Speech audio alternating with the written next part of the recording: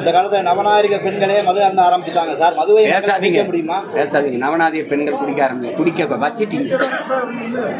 வச்சிட்டீங்க தம்பி. மது குடிப்பது, வாக்குக்கு காசு வாங்குவது, இதெல்லாம் ஒரு கலாச்சாரம் ஆக்கிட்டீங்க. எல்லாரும் செய்யும்போது தவறு இல்லைன்னா ஆயிடுச்சு. வாக்குக்கு காசு வாங்கக்கூடாதுன்னு அம்மாட்ட போய் சொன்னா, யாருப்பா வாங்கல? குடிக்கிறாங்க, யாரு குடிக்கல? அம்மாவை ஊழல் லஞ்சம் பெறான், யாரு பெறலை? எல்லாருக்கும் பண்ணிட்டீங்க. நான் நேர்மையற்றவனான பிறகு, நாட்டை ஆளுகிற தலைமை நேர்மையற்றவனான பிறகு, நாட்டு குடிகளையும் நேர்மையற்றவர்களை ஆக்க வேண்டிய தேவை வந்துருது.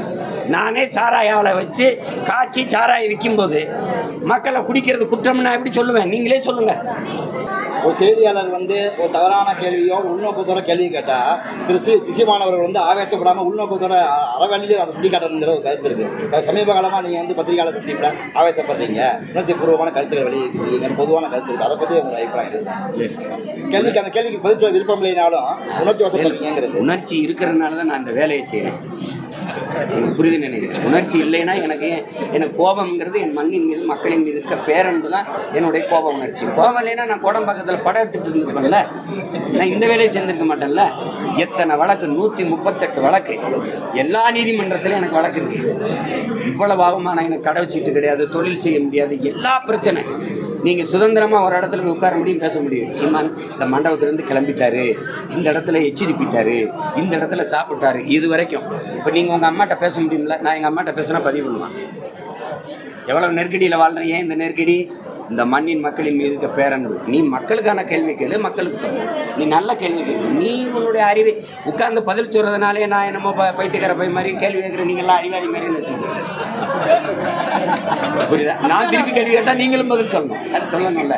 அதனால உணர்ச்சி குவியல் தான் கோபம். அந்த கோபம் என் மக்களின் மீது இருக்க பேரன்பு. அதனால தான் நாங்கள் பேரன்பும் பெருங்கோபம் கொண்ட இனத்தின் மக்கள். வேற ஏதாவது 26ல் விஜயோட கூட்டணி போகல, இல்லை உங்கள் தலைமையில் கூட்டணி ஆப்பீங்க?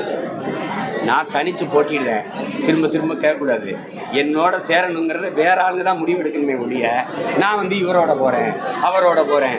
என்னை சின்னமனூரில் கேட்டாங்க, என்னை மதுரையில் கேட்டாங்க, என்னை மயிலாடுதுறையில் கேட்டாங்கன்னு நான் கோவை சரளம்மா பேசுவாங்கல்ல, அப்படி பேசிட்டு தயாராக இல்லை. நான் பிரபாகரன் மகன். என்னுடைய பாதை தனி, பயணம் தனி, என்னுடைய இலக்கு தனி. எனக்கு ஒரு கனவு இருக்கு. என் முன்னோர்கள் தூக்கி சுமந்த கனவு. என் நாட்டை எப்படி படைக்கணும்னு, பூமியின் சொர்க்கமாக என் நாட்டை நான் படைக்கணும்னு ஆசைப்படுறேன். அதுக்கு இவரோட சேர்ந்தா பண்ணலாம், அவரோட சேர்ந்தா பண்ணலாம்னா நான் என்னோட சேர்ந்தா நாடு மக்களும் நல்லா இருக்குன்னு நினச்சா நீங்கள் வாங்க.